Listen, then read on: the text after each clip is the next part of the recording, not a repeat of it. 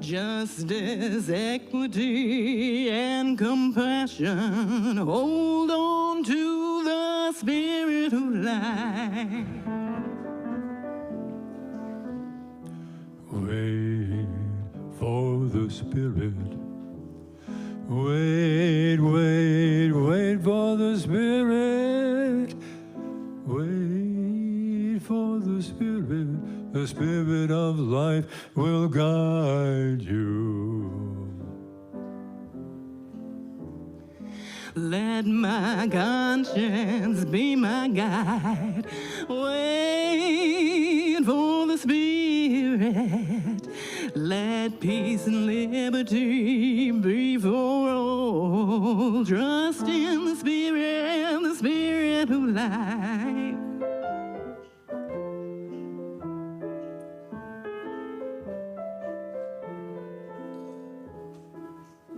The world is one community.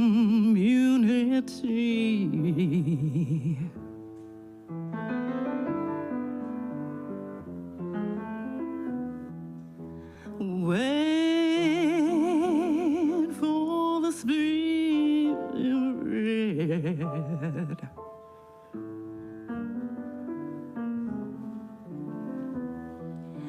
Care for one another.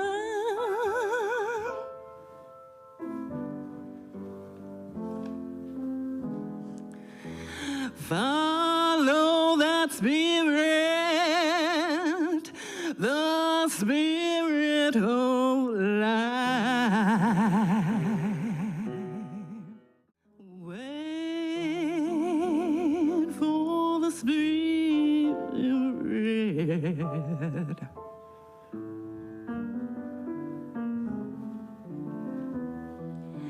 Care for one another.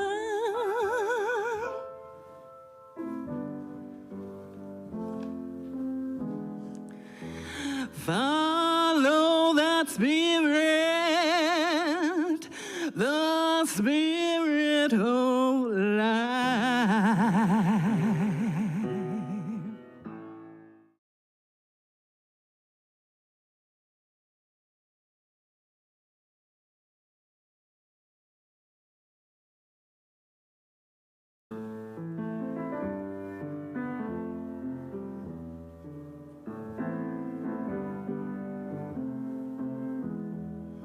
Wade in the water.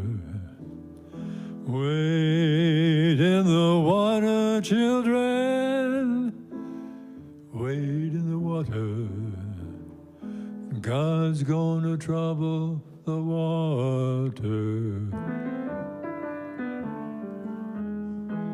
Wait for the Spirit. Wait, wait, wait for the Spirit, children. Wait for the Spirit. The Spirit of life will guide you.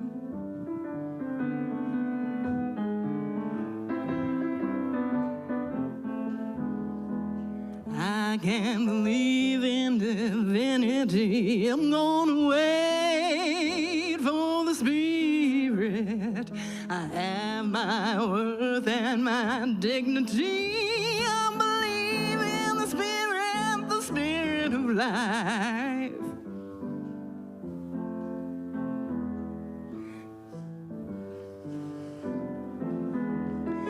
Search for truth and its meaning. Wait for the Spirit. Justice, equity, and compassion. Hold on to the Spirit of life. Wait for the Spirit. Wait, wait, wait for the Spirit. Wait for the Spirit. The Spirit of life will guide you. Let my conscience be my guide. Wait for the Spirit. Let peace and liberty be for all. Trust in the Spirit of life.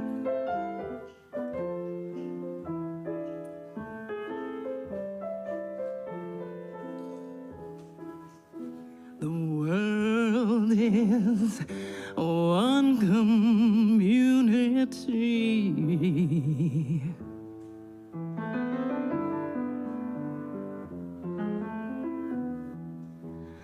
Wait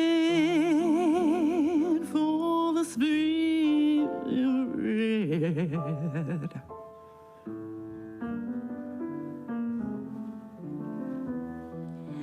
Care for one another.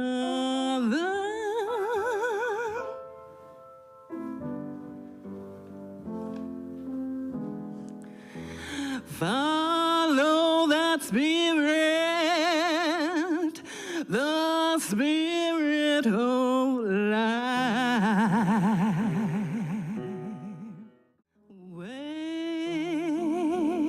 for the Spirit.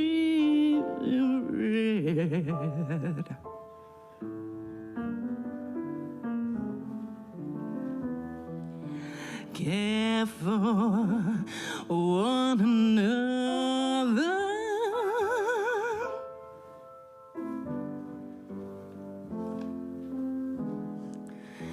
Follow that Spirit, the Spirit of life.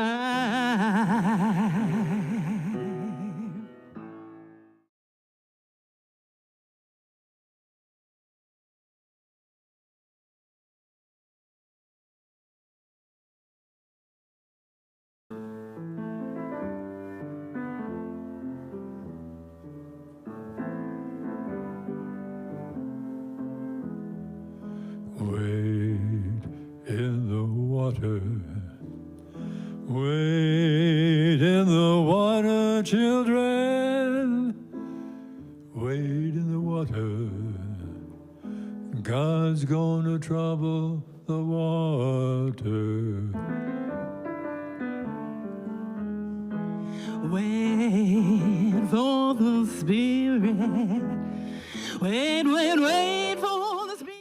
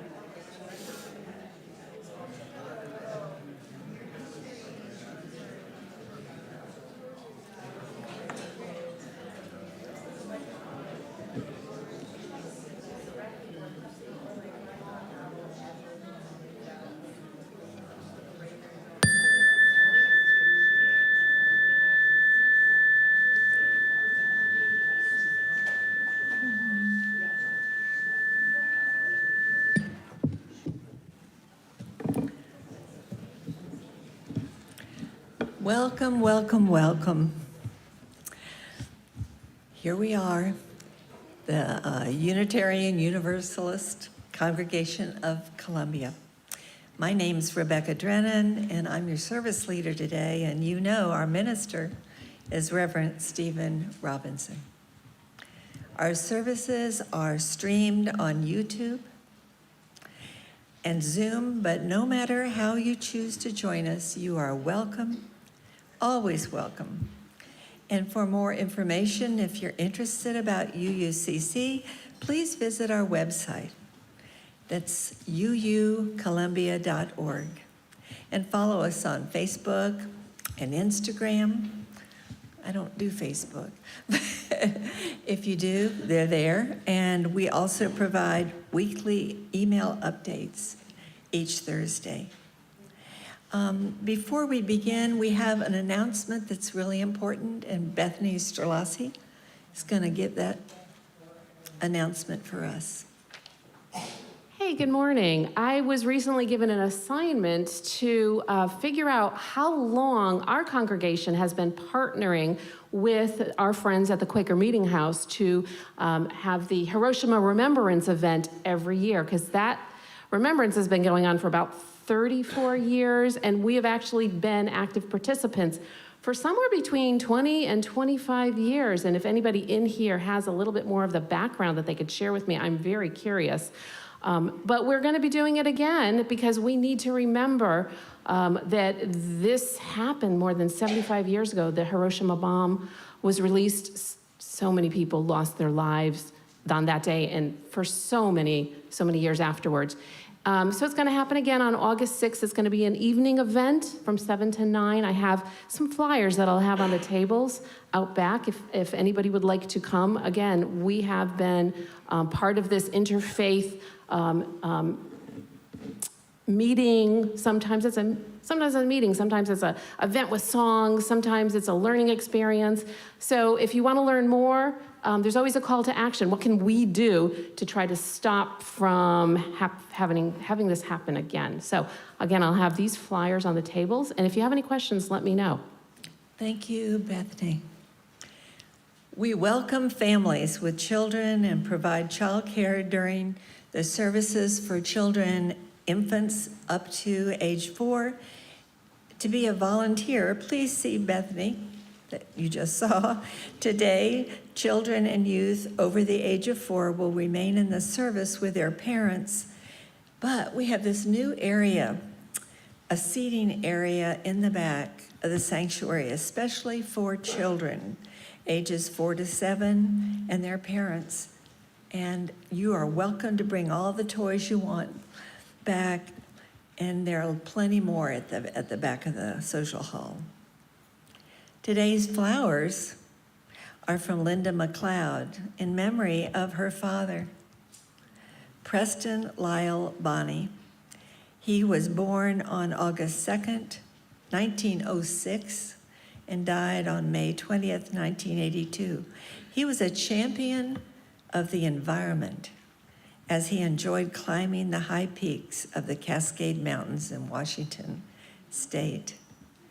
So now please, if your phone has the ringer on, would you silence all devices as we center ourselves for today's service and listen to the prelude.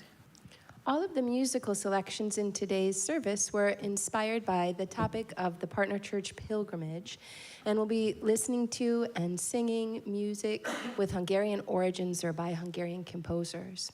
And the first piece is by Béla Bartók, who lived from 1881 to 1945. He was a Hungarian composer, pianist, and ethnomusicologist, which meant that in his time he traveled to numerous villages in different places, collected, notated, and recorded folk songs from the villages with the people singing them and playing them. And his music and compositions were highly influenced by the styles, the rhythms, and the tonal qualities of that folk music. An interesting note, Bartók was raised as a Catholic.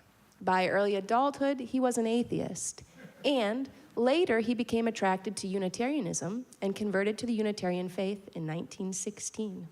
This is his selection, Evening in Transylvania.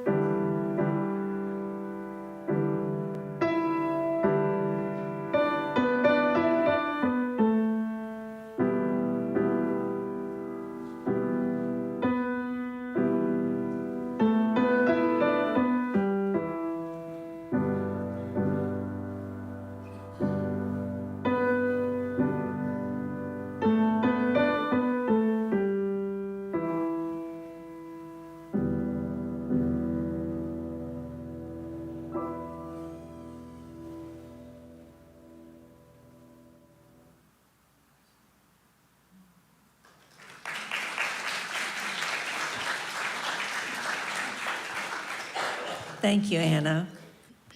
And now would you please rise in body or in spirit and join me in the congregational covenant in the order of service. Love is the doctrine of this congregation. The quest for truth is its sacrament, and service is its prayer. To dwell together in peace, to seek knowledge and freedom, to serve others in community, thus do we covenant with one another. Thank you. You may be seated.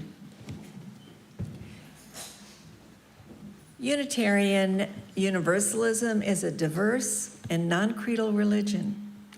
Our community is based on deeds, not creeds. We are a covenantal religion, which means we don't have to believe the same in order to treat each other the same. With love, respect, equity, compassion, and dignity. We side with love, embracing and welcoming all people. Our board members and committee chairs welcome your questions and comments. Board members may be recognized by their green name tags. I think they're out there. Got your green tags on? Yes, I see. Good, good. Now, at this time, we would like to welcome any guests or visitors who are here today. So visitors, please wait for the microphone. Beautiful, it's coming around, and Andrew is going to watch and see. If you are willing and able, please rise and share with us your name and where you're from. And if you have guests with you, please feel free to introduce them. Any guests? Here we go.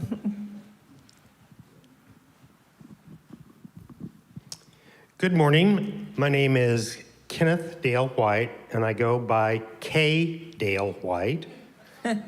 I grew up Southern Baptist.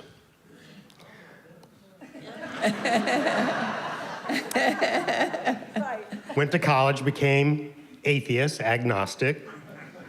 Came back as an Episcopalian because we can drink in the Episcopalian.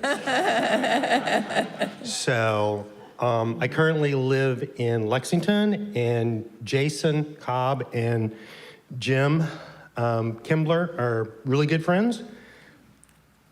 What else can I say? So thank you. We're so happy to have you here. That's great. It's great. Any others? Here's one. Hi, my name's Liz Tuckwell, and I'm here today from London, England. I go to a Unitarian church in London, so I'm just visiting for the day, and I thought I'd pop along to see what your church is like. Lovely.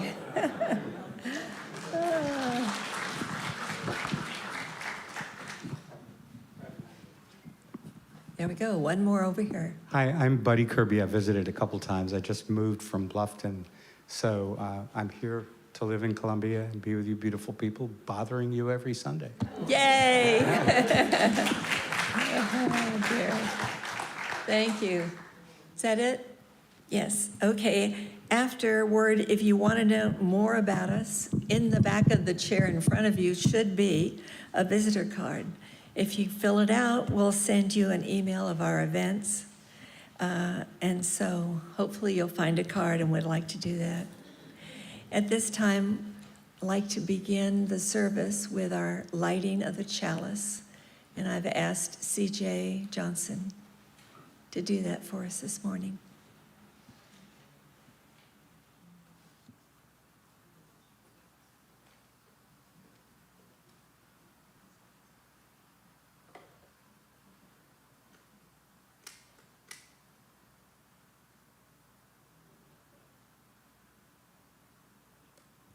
Spirit of light and life, come unto us.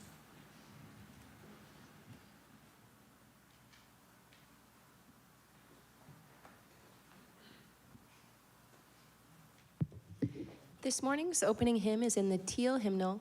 It's number 1043. If you could stand as you're willing and able to join in singing.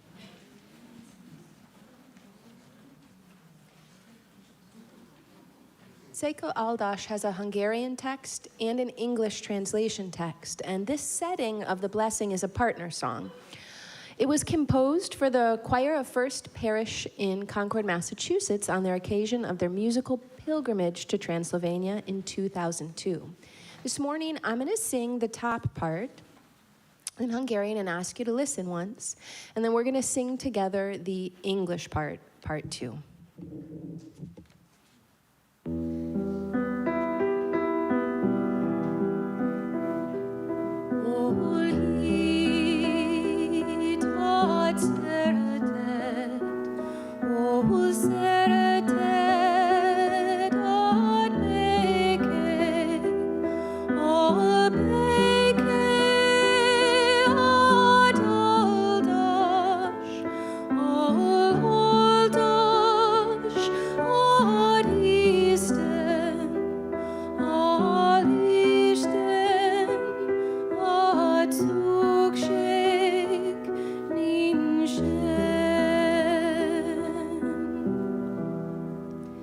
Now let's try together singing part 2.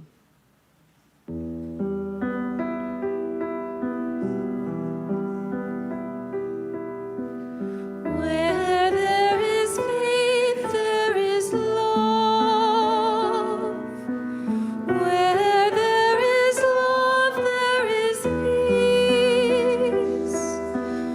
Where there is peace, there is blessing. Where there is blessing, there is God. Where there is God, there is no need. And I'll invite you to repeat that 2 more times.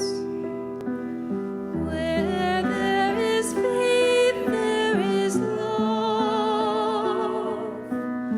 Where there is love, there is peace. Where there is peace, there is blessing. Where there is blessing, there is God. Where there is God, there is no need. And once more. All heed, Od Seradet, Od Seradet, Od Bacon, Od Bacon, Od Oldash, Od Oldash, Od Easton, Od Easton, Od Zugshake,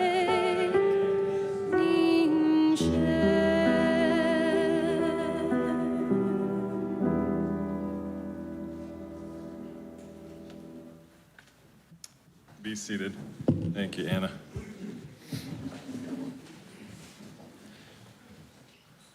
Hopefully for our group that just returned from the Transylvanian part of the world, those phrases sound familiar to you, and you should be able to say them and translate them by now, right, John? Perfectly. We are happy to be back and look forward to a service today of sharing with you at least a broad take of our experience and our partnership with the church in the Transylvania area. For opening words today, I share words from Francis David. He writes, "There's no greater mindlessness and absurdity than to force conscience and the spirit with external power, when only their Creator has authority for them. Neither the sword of popes, nor the cross, nor the image of death, nothing will halt the march of truth." Francis David, of course, being considered by many the founder, at least of the Hungarian Unitarian Church, and our spiritual beginning as well. This time I invite any of our younger folks to come down for a story for all ages, if they want to join me down front. And if not, I'm still going to share anyway, so I'll give them a chance to get from the nursery. Just because we brought a big puzzle here that fell apart on the way, and Sarah had to put it back together from memory, so let's see if they are coming from the nursery. Anybody know? All right, they're on their way.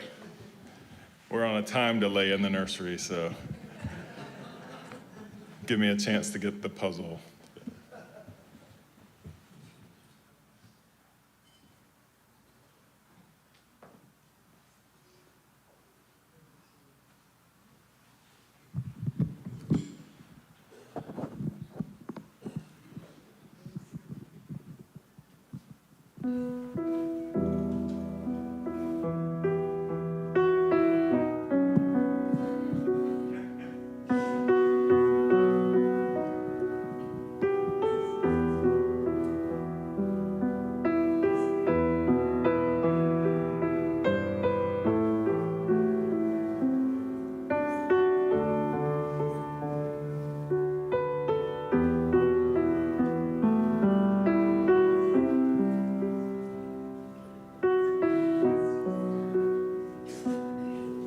Good morning.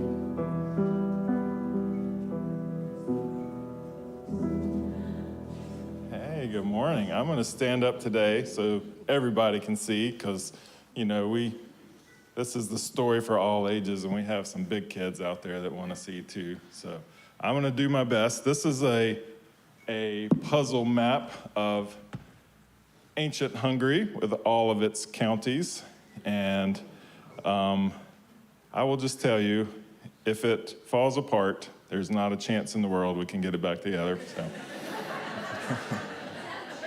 Yeah, I'm not sure I could do a map of the U.S. like this, much less ancient Hungary. But there are all the provinces there, and I'm not going to hold it up too far, but you can see them.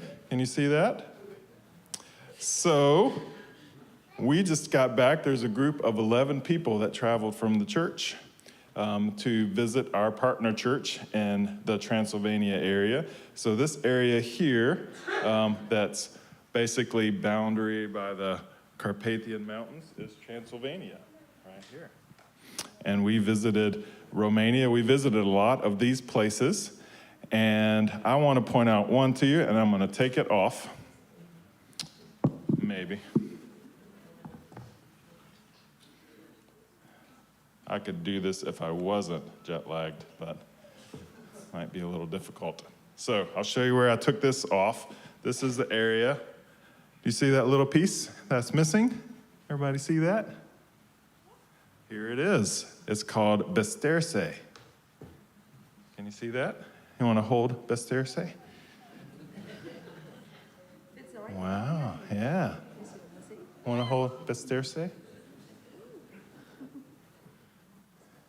Isn't that cool? Any of the big kids want to hold Besterse? So this is the little place almost on the other side of the world where our partner church is, that we've had this friendship for so many decades now. And we went and visited this group in Besterse. They are our friends. We had a service together, and they had to listen to a sermon from Stephen just like you do on Sundays. So the difference is they didn't have air conditioning, so it was even more fun, right? So that was a little hot that day. But I show you this because we plan on continuing to have this partnership with this little place in the world. And we've already been talking about what would it be like to take a group of our young people, our teenagers or young adults, on a trip to Romania. How much fun would that be? This is Stephen putting out initiative there for the congregation. Yeah. Comes from the congregation board, so it doesn't need a second, right? But how fun would it be to pack up our group of young folks and have them experience our spiritual roots and our partner relationship with the church in Romania. So we are so excited to tell you more about that. We have so many pictures. and videos to share with you. So we look forward to hopefully getting you a chance to see all of that. And we'll put Besterse back where it goes, here in the Eastern Transylvania region. And we'll leave it there and say, one day we'll all go together. Does that sound good? Thank you for coming down. But before they go. Oh, yeah, we got some birthday kids. This morning is my son Lyndon's first birthday, and this morning is also Stephen and Michelle's daughter Luna's 4th birthday. Let's sing to both of these kids. Do you guys want to stand up and look out? Happy birthday to you. Happy birthday to you. Happy birthday, dear Luna. Happy birthday to you.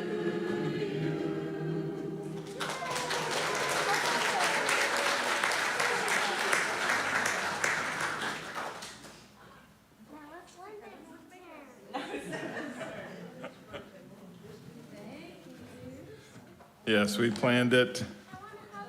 Oh.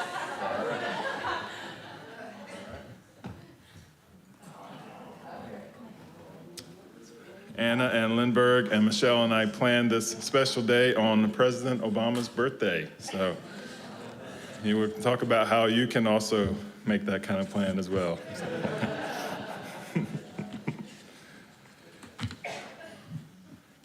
At this point, we move into our service where we light candles in our community, recognizing that on any given Sunday when we walk into this space, there are heavy things on our hearts, people that we're thinking about, difficulties that folks are going through, that we want to share those heavy burdens as a community together. We also recognize that there are joys that we are holding in our hearts that we want to celebrate together as well. So we always have 7 candles in our foyer. And if you have one that you want to share this morning, I invite you to come and briefly share that and place the candle here.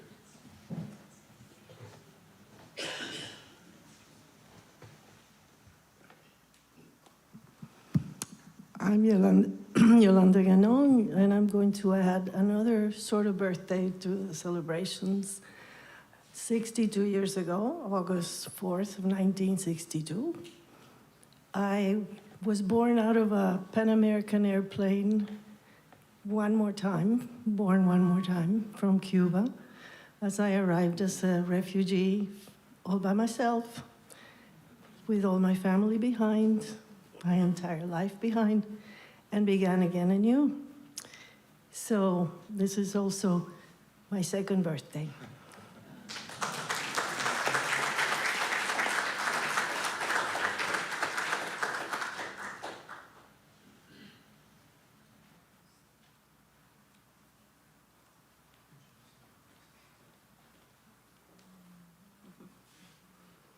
Good morning. My name is Kathy Paget. I have 2 joys. I have to say I'm a little choked up because this music is so incredibly beautiful this morning. Thank you, Anna. So bear with me. Some of you know that my career at USC was all about children, preschool children with special needs. And since I retired, I have been looking for opportunity to read to children. And I've always been inspired by the story for all ages here for many, many years. And so some of you know that I jog. So one day on a Saturday, I was jogging through 5 Points and saw a chalkboard in front of All Good Books that said, stop in on Saturdays at 10 and experience our reading to children. So the following Saturday, I jogged back down there and I experienced Manager Ruth reading just so well to these young children with parents there too. And when she finished, I walked up to Ruth and I said, do you ever have volunteers do this? And she said, yes, what is your phone number? and I was elated. And if there were a soundtrack to my little message this morning, it would be, I'm so excited.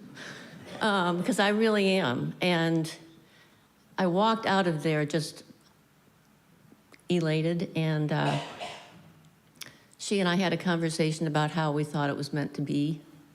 So I have to wait until the last Saturday in August to begin, but I'm looking forward to that. And 2 days before that Saturday, I will go and select 2 books to read. And I invite all of you to come, any of you who want to come and patronize that beautiful, progressive, independent, local bookstore. All good books. So my next joy comes from yesterday when I experienced Matthew Ganong's piano again. Brilliant, genius, incredible ways that he interacts with the piano and shares his music with us. And he was at the Anglican Church yesterday, but he will be here August 17th at this piano. And he'll be focusing in on Schubert and also an amazing original composition of his own. So please come and experience that joy. Thank you.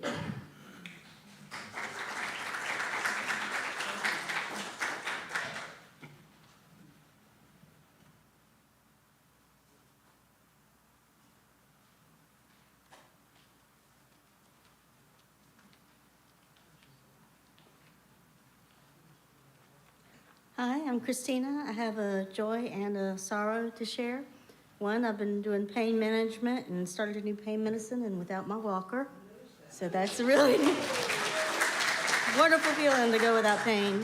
And second, my boss, Ruth, I know I've lit a candle for her before, but she died from her endometrial cancer on July 22nd. And I never expected to form a bond with a boss. So I was really surprised, very thankful and lucky to have had what little time I had with her. So this is for Jerutha.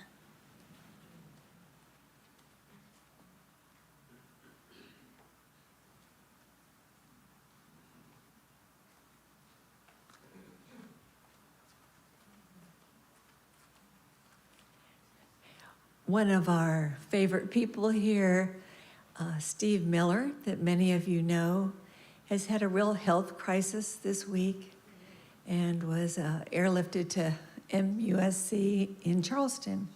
He's there, and Laura said, light a candle. And so we're lighting a candle, and I don't know where you are on prayer, but you certainly could focus your intention as almost a healing bubble around Steve, and praying for Laura too. Thank you.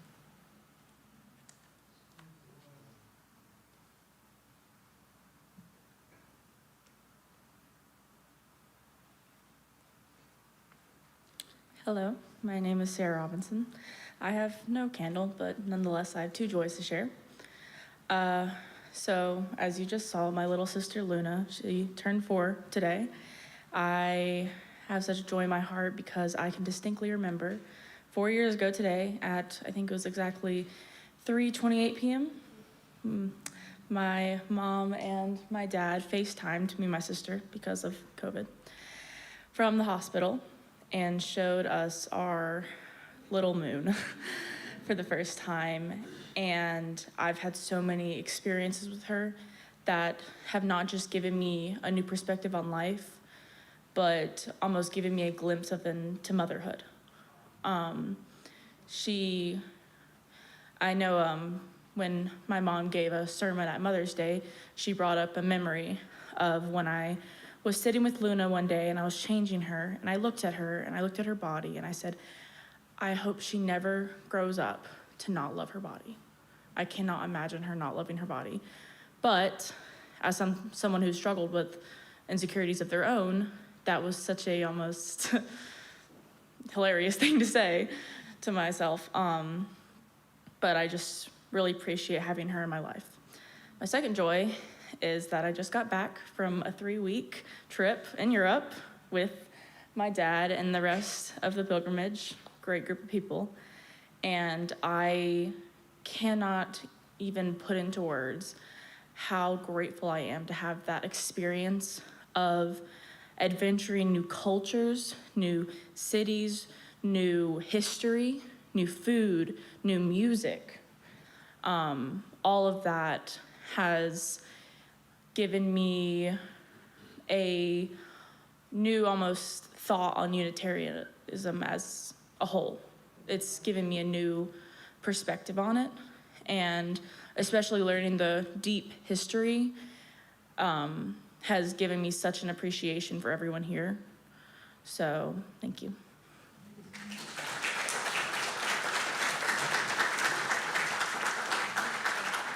And I'll share with you this birthday candle that I light in celebration of Lyndon on his first birthday, and in gratitude for all of you in this community here that celebrates him and all the kids here in such a beautiful way. I'm so thankful it's going to be part of his life as he continues to grow into who he is.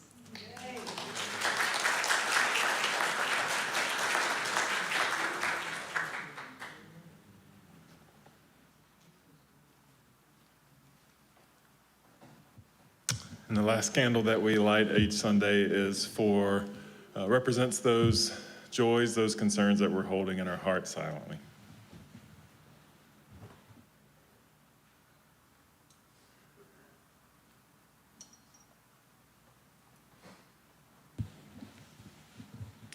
Let's take a few deep breaths. I invite you to reflect on all that you've heard and felt and experienced as we shared together.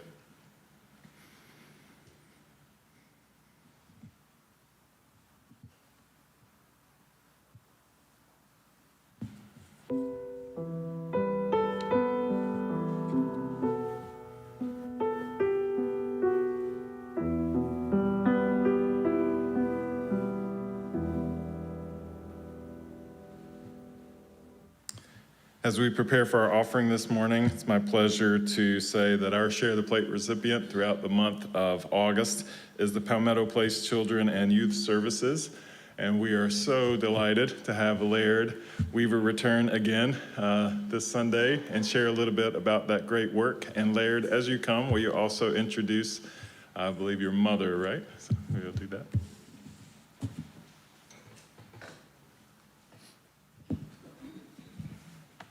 Thank you all for having me. And my mom is here today with me visiting from Virginia. I'm actually getting married on Saturday, so she's coming to bring me back to Virginia. Yeah, so very thankful for that. We're getting married in the church where she and my dad got married 29 years ago by the same pastor who married them. So very thankful that he is still kicking.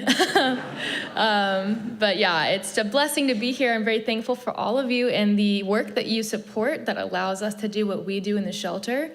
If you don't know who I am the development manager for Palmetto Place. We are the teen homeless shelter here in Columbia, and we serve the entire state and some surrounding states as well. We basically become a family for people that don't have anywhere else to turn. And I know that you all have lived very interesting lives, I'm sure, and have seen your fair share of struggles and trials. And you can think back on your life in times when you didn't know where maybe you were going to turn, or maybe you did know, you turned to your family. And for the youth in our shelter, a lot of the time they don't have anybody to turn to. Their family, for whatever reason, is not able to support them. They're going through their own struggles or trials and aren't able to love the kids well. And so what happens a lot of the time is they end up in some very bad situations. And we are able to step into that and provide hope for these youth that would not otherwise have anywhere else to go. So this year we have served over 142 residents so far. Last year total we served 155 all throughout the year. So we're not done with the year yet, and we're already almost at our goal from last year. which just shows that the need is growing. It continues to grow, sadly, but we are continuing to grow with it, and we're very thankful for that. And we couldn't do it without y'all and your support. So your money really does go to change these youth's lives. It changes their future, it changes their outcome, and it also changes how they feel about themselves and the confidence that they have moving into independence. So we're really thankful for y'all. We have 30 beds. We've got 2 shelters in Columbia, and we serve youth that come from all walks of life. We've got some residents from DSS. We've got some residents that have been in the foster care system, are currently in foster care, but maybe it's just not a great fit for them, so they come to the shelter. We have some residents that are not in the system, which means they're not officially in foster care, but maybe they have the same experiences as a resident from foster care, but they just kind of slip under the cracks. So we serve all of those youth. We bring them into the shelter. We provide a clean bed, clean sheets, their own space. Some of the residents that come to our shelter come into the front door with a trash bag, and that's all they own. And it's really heartbreaking to see that, but it's also such a joy that we get to step into that and love them well and just treasure them, and it's just really beautiful to see them step into that confidence. Once they meet our staff and we get to just say, hey, you're safe here. You are gonna be okay, and we are gonna love you through whatever you've gone through. And so we have some awesome residents right now. We had 11 graduates this year from college or GED programs, and we have some that are going on to be nurses. We have a couple going into the military. We have one resident, he's been with us for about 2 years now. He's about to go into the military. The whole time he's been at our homeless shelter, he's been working 2 jobs to support his mom who's sick. And his brother, actually, we just were able to rescue him from a situation, and now he's in the shelter too. So they're there together, which is awesome. And we're able to help support the mom as well through our program. So the money that y'all provide really does make a difference. And, you know, however big or small it is, I don't want y'all to think that you're not making an impact, because you are. I think for as little as, if it's $1.20 a day, you're helping us change lives. Every resident costs us about $1,800 through our program, but we have some grant funding that helps with that, and then the community can help fill that gap, which you guys do, and I really, really appreciate it. But from everyone at the shelter, we just are so thankful for y'all. Thank you for changing these lives. And I'll close with a story. 2 residents in our shelter. One we're gonna call Amanda, and the other one we're gonna call John. So John came to us. His father was not a great person, had been incarcerated, and he'd been moved all over the place throughout his life, running from his dad because his dad got out of jail, and it was just not good. We were able to take him into the shelter, and he was with us for about 2 years. He finished his GED program. He actually went into Midlands Tech for computer science. He's doing great. And we got to speak with him after the whole program, and we got to say, you know, how did you feel at the shelter? Because we have 20 teenagers in one house. That can be a little crazy when we ask them to clean their room. So in the moment, they might not really love it. But looking back, we say, hey, how was it really? Now that you're out in the real world, how did you really feel being with us? And he looked at us and he said, you know, that was the first time I've ever felt safe in my life. And so that's what we get to do, and I'm so thankful. And then our other resident, Amanda, she is doing so well. She just moved through our first program and then into our second shelter. It's a 6-month program, and we help them get an apartment. We pay for all of that.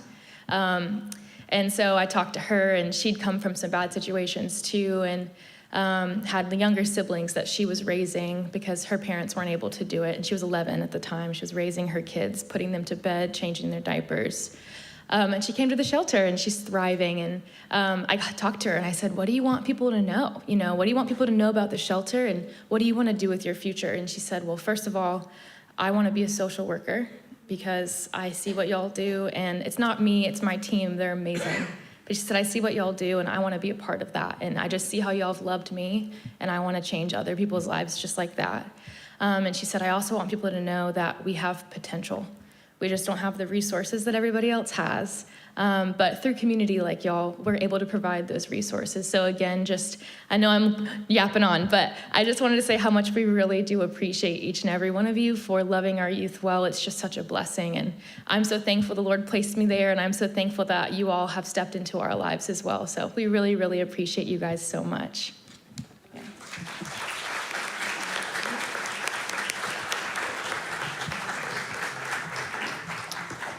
Thank you, Laird, and welcome back. And congratulations, too. It is our pleasure to partner with Palmetto Place and hear about the great work that you do. This time I invite our ushers to come and receive our morning offering. Our offertory music is by Gheorghe Ligeti, a Hungarian composer of contemporary classical or avant-garde music that lived from 1923 to 2006. He was born in Romania but lived as a child in Cluj, at the time northern Transylvania. His family was Hungarian Jewish, and sadly his brother and father both died in concentration camps during the Holocaust. Only his mother survived in his immediate family. It's a sign of my UU hopefulness that I thought I was going to learn one of his etudes in 3 days. They're notoriously difficult, and I quickly transitioned to select another one of his compositions to share with you today from his Musica Ricercata, a set of 11 pieces, which each uses a restricted and increasing number of pitches. I'm gonna play the waltz number 4, which is entirely built of 5 notes.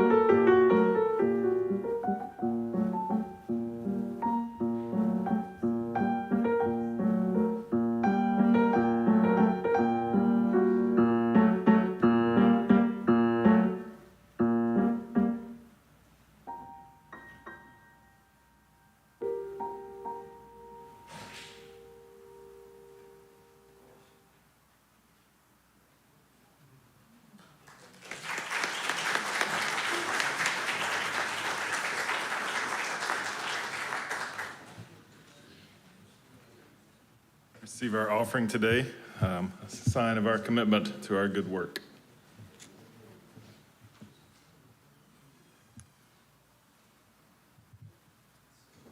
Take this opportunity to just say thank you to Anna for the beautiful music today that has just really welcomed the group of pilgrims back to the U.S. With some familiar sounds and music, but also giving us the experience of our relationship and connection to that part of the world. So thank you so much. It's also good to know that you have limits.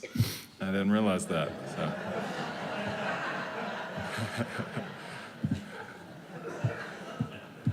I feel like the congregation is painfully aware of mine, but maybe not yours, so that's good.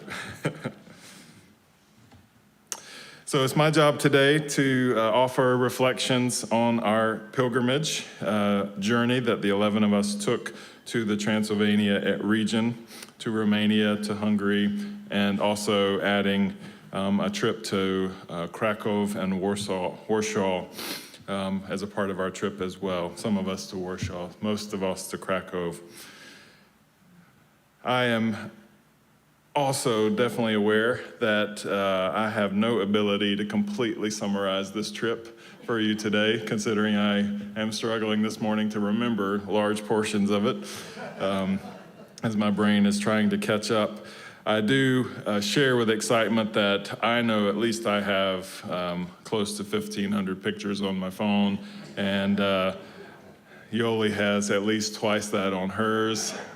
And Sarah as well, and John, and so many others have so many pictures, and Shannon videoed a great portion of our trip, and so we do look forward to at some point sharing about the journey together.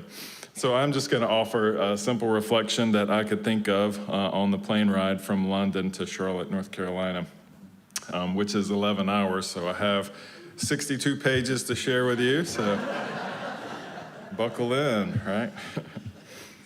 Reflecting on our pilgrimage, the 11 of us, equipped with nothing but the clothes on our back and the shoes on our feet, and our luggage and other stuff that we brought.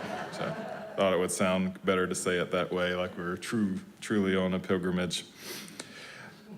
Beginning our journey together and celebrating the opportunity to go. Some of the group returning back to the area, and some for the first time. And to offer an opportunity to reflect on that experience. Standing here this morning, having just got back less than 48 hours ago into the U.S., my body right now says it's Sunday evening. So I am trying to coax myself back into realizing it is not indeed Sunday evening, but I'm also trying to have grace for myself, but I didn't think it would be appropriate to recreate Sunday evening for you up here and bring my recliner and a glass of wine. That's what my body says we're supposed to be doing right now, so. Well, one of our first experiences together after landing and being greeted by our partner church minister, Jolt, and our tour guide for the trip, being greeted at the airport in Cluj with sunflowers and getting ready to rest for the evening. After that, our first experience was visiting the First Unitarian Church in Cluj, and the minister there, Norbert Jolt, who asked to be called Norby, so I'm not offering any disrespect to his name. That's what he asked us to call him.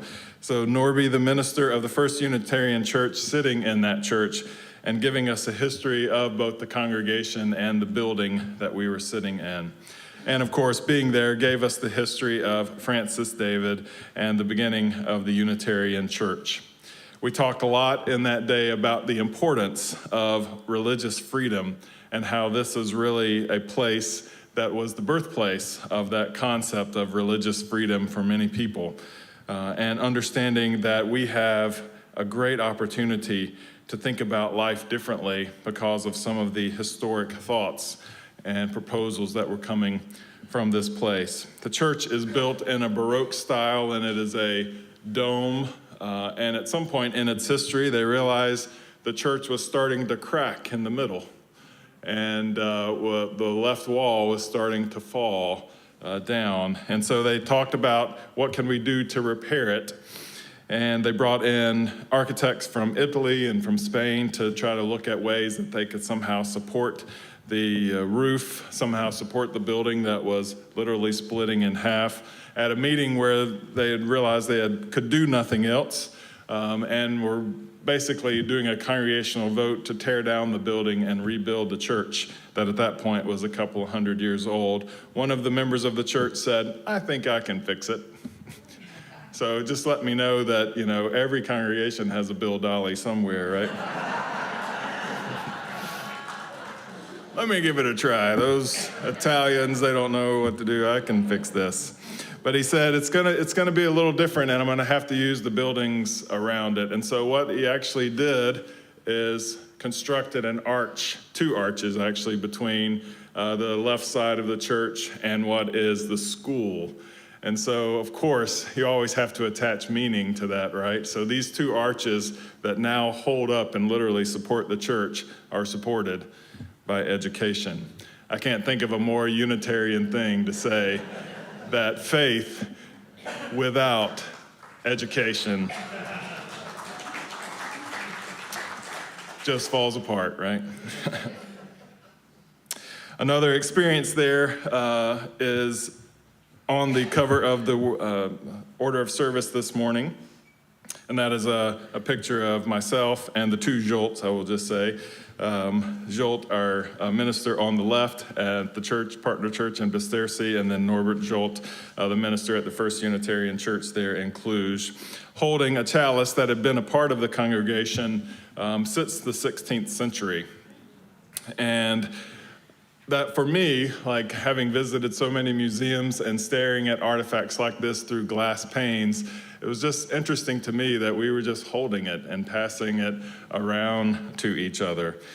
Just about 10 days later, we would find ourselves standing in the parliament in Budapest and seeing the crown jewels of the Hungarian kings. And not only were they encased in thick glass, but there were soldiers guarding it. We actually got to watch the changing out of the guard of the soldiers, and no pictures could be taken there.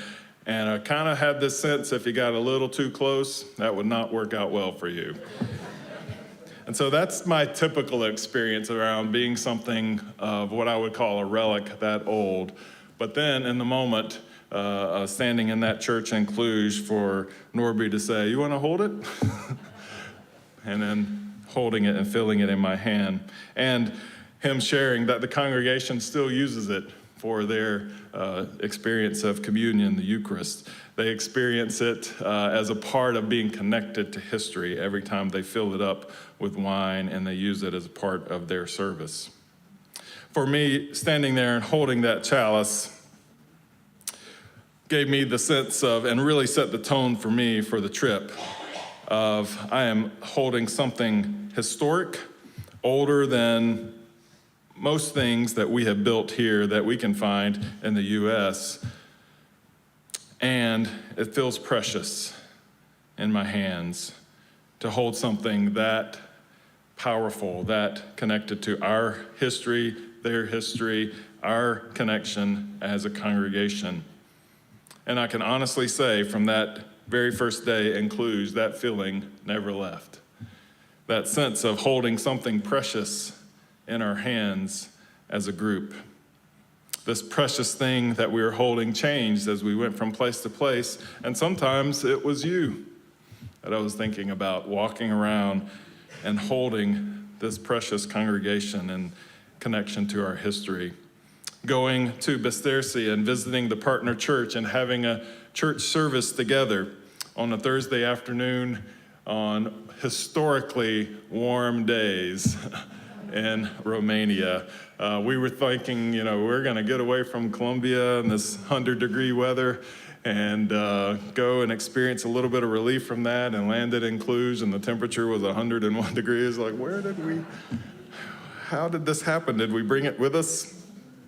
But experiencing that relationship and that partnership, those conversations together, eating lunch together, and realizing that this relationship that has been formulated by this congregation with that congregation in Bistercy that has lasted all these decades and hopefully into our future is such a precious thing to be able to hold that as a congregation, and for us to stand in that place and do a service together to remember some of the historic people like Julian and dedicate our service to Julian and Lee in that place just is a powerful realization that we are holding something precious.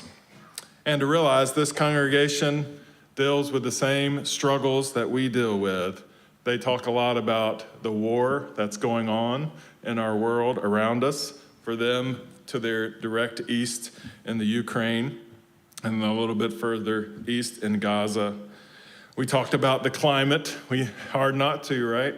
You're standing there and they've never seen temperatures like this before. How can we not talk about the climate? And how can we not talk about the impact that we're having on our climate and what we can do about it? And to hear some of the people in our partner city of Bastersi talk about ways that they are trying to address climate issues as well. Looking at injustice in our world, in their cities, and realizing in that moment that we are separated by geography, we are separated by a time zone of 7 hours, and we are separated by language and culture, but love connects us, and love empowers us, and love guides us. And out of that love, we really started exploring our Transylvania region together. I remember the Saturday before I left on Sunday, we were in our community pool and I was sharing with someone at the pool. They said, "Now where are you going again in Europe?" And I said, "Really, we're going to Transylvania." They were like, "What? That's a real place?" Yes, it is a real place. I hope so, because we're heading there in 24 hours. Transylvania is a place where radical reformers began to find traction. The reigning monarch, King John, looking at reform and supporting these theological debates that took place in the 1560s. Giorgio Biandrata, who is also a supporter of religious reform. Michael Servetus, that we focused on in a service a few months ago, and other Italian theologians earlier in the century. With all of this, and of course, Francis David being the court preacher, all of this decade of work of theological debate and the influence and the support of King John, concluding in the Diet of Torda on January 13th, 1568. Issuing this statement at the Diet of Torda, which says, "In every place, preachers shall preach and explain, each according to their understanding of it. And if the congregation likes it, well. If not, no one shall compel them, for their souls would not be satisfied."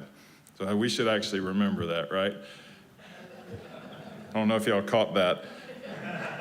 The preacher should preach a sermon according to their understanding, and if everyone likes it, good. And if they don't, it's okay. But they shall be permitted to keep a preacher whose teaching they approve. And all that doesn't sound like it's huge, but it was enormous for that part of the world to have that kind of individual understanding of faith and individual power apart from the state and religion. Recognizing that faith is a gift. There's so much of that Edict of Torda that points to our tradition here that we rely upon. The grounding commitment that faith is not endowed with purposes of governments or empires, but it's endowed by something sacred. And that free people and free congregations are necessities for these free institutions that we gather. Even the stirrings of our commitment to risk any kind of authority is a religious practice that is signaled in the Edict of Torda. This is absolutely a part of our spiritual DNA as a community. And at the same time, we have to realize that it was really just the birthplace of religious freedom. You and I have the responsibility now of evolving it and adapting it to a changing world. We have to strive to be radical with our commitment to the inherent worth of every single person, with our allegiance to the democratic process and justice, with our covenant to be in community together where every person holds the insight and power on their own to find truth and meaning, and with our connection and interdependence with this web of existence around us of which we are a part. We have to realize that what we're holding, this liberal religion, freedom of religion, is precious, and we have to protect it. The Unitarian minister, Francis David, made that radical argument that people should be free to choose the faith that speaks to them, and that no one should be persecuted by the government for their faith. For his commitment to this, he was imprisoned and eventually died in the fortress of Deva, which is built at the very top of a volcanic hill in the city of Deva, close to 1,300 feet above the ground, which is roughly the height of the top floor of the Empire State Building. Our group of 11 pilgrims, along with our tour leader, Jolt, climbed each step to the very top of the fortress, with a little help from a gondola that actually carried us most of the way. Sorry.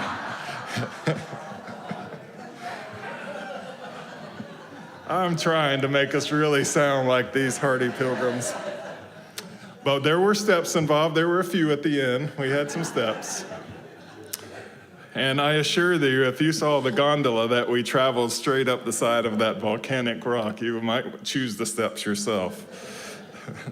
But we did eventually all get there and stood together in that prison cell where Francis David was held and eventually died on November 15th, 1579.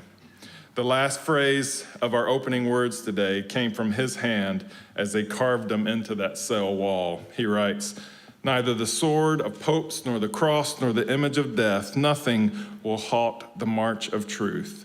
I wrote what I felt, and that is what I preached with trusting spirit. I am convinced that after my destruction, the teachings of false prophets will collapse." Standing in that cell, I believe that Francis David was aware of the precious thing that he was holding in his hand and the transformative power of the chalice of truth. And as we stood together there as a group in that place, we were overwhelmed with this precious thing of freedom, respect of the individual, inherent worth and dignity of each person, commitment to education that holds up our faith and developing our minds as well as our spirit, the precious and the powerful force of love and acceptance. I can probably speak for all of us and say it's great to be home for the most part. We did get a reprieve from the U.S. news cycle, which a lot happened while we were over there, I might add. Man, maybe we just needed to leave to let's set some things in motion. But to realize, even while we're away, that people here are making decisions to say this precious thing that we are holding, this country that we have here, is actually bigger than any one person. Even though we are a culture that is polarized, divided, hate and violence are common experiences of our daily lives and our news. People are hurting, and there are radical religious movements that want to seize the power of government. Standing here this morning, even with my foggy, jet-lagged brain, I am aware of this precious gift that we are holding in this space. This community of faith, committed in a covenant of love to each other and a determination to be a force of change and good and justice in our world around us, is the most hopeful thing in this city. We translate that history that we explored into our lives every single day. So may we commit ourselves to holding this precious gift and to this good and precious work.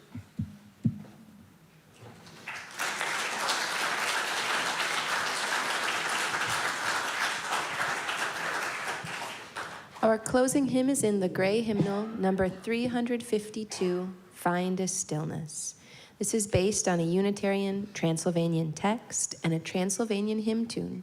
Lee Mingy told me in the past that this was a song they sang with our partner church members, and perhaps that's the case for those of you who were there this year too. Please stand and join in singing hymn number 352.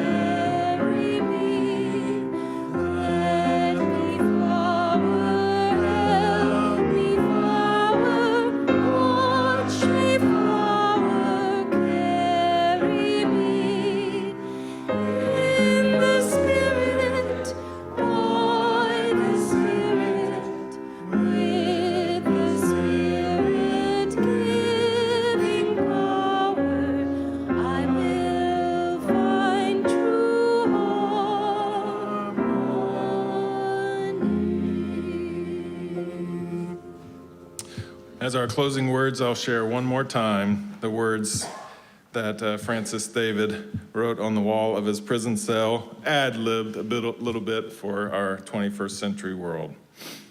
Neither the sword of popes, nor the cross, nor anything you watch on the news or read in the newspaper or deal in your everyday lives, not even the image of death, can halt the march of truth. Please join in our congregational benediction.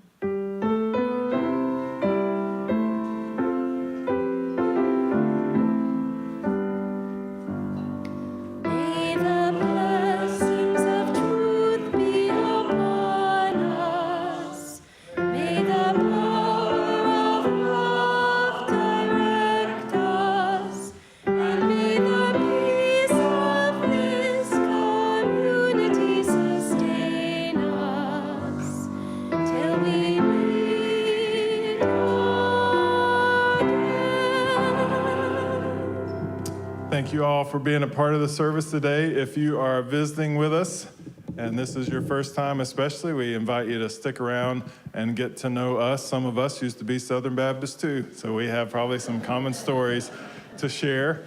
And give us a chance to get to know you as you get to know us as well. We do have some time of fellowship in the social hall immediately after the service. Thank you all, and enjoy your Sunday.